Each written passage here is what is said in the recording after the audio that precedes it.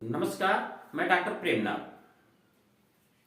गौ आधारित प्राकृतिक खेती के बारे में आप लोगों ने सुना होगा।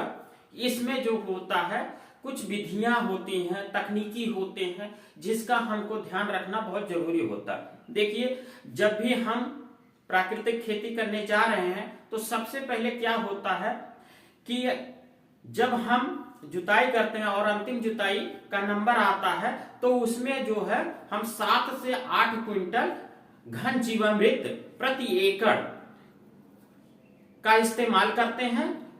इसके बाद जुताई करते हैं। दूसरी चीज होता है जीवामृत। जीवामृत को 200 लीटर पानी को भी हम इस्तेमाल करते हैं। इससे जो है प्राकृतिक खेती में जो उत्पादन होता है वो अच्छा हो जाता है।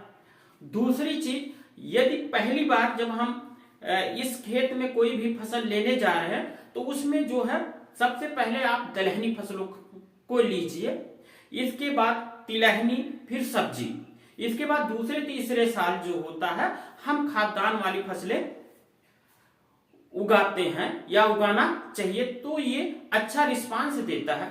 तीसरी चीज, किसानों के पास ये अड़चन आता है कि हम अपने प्रोडक्ट को बेचे कैसे। देखिए, आप ऐसे डायरेक्ट ले जाएंगे तो कोई नहीं खरीदेगा। अगर आप एफपीओ के माध्यम से अपना लेबल लगा के बेचेंगे कि ये हमारा प्राकृतिक उत्पाद है, तो आपका अच्छा जो है इनकम मिल सकता है या पैसे मिल सकते हैं आपके उत्पादन का। ऐसे डायरेक्ट अगर ले जाते हैं तो उसको कोई ध्यान नहीं देता है कि ये ऑर्गेनिक है या प्राकृतिक उत्पाद है, तो ये बहुत कम लोग लेते हैं। अगर जब आप इसको किसी एफपीओ के माध्यम से या कंपनी के माध्यम से या एनजीओ के माध्यम से अपना लेबल लगा के जाते हैं तो इसका वैल्यू अधिक हो जाता है। चौथी चीज, आपको बेचने में तमाम प्रकार की दिक्कतें आती है और इसमें क्या होता है, कृषि मंत्रालय के द्वारा पीजीएस मतलब पार्टिसिपेटरी गारंटी सिस्टम, यह अपना टैग देता है कृषि मंत्रालय। तो यह लोकल मार्केट में आप बेच सकते हैं। यह छोटे किसानों के लिए होता है। दूसरा होता है, इसमें देखिए जो पीजीएस में होता है ना, इसमें एक ग्रीन लेवल का टैग लगा होता है, यह भारत सरकार का होता है।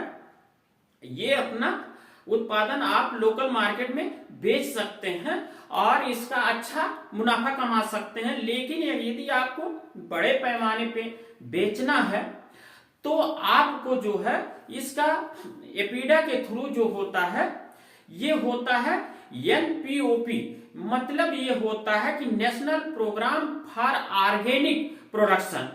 इसके तहत आपको लाइसेंस मिलता है। ये वाणिज्य कर विभाग के द्वारा मिलता है और ये विदेशों में भेज सकते हैं। बड़े पैमाने पर इसको आप निर्यात कर सकते हैं। तो इन दोनों में ये अंतर होता है। और जो होता है एनपीओपी जो होता है ये बड़े किसानों के लिए होता है। बड़े फार्म जिनके होते हैं उनमें जो ये खेती की जाती है उसके लिए ये होता है।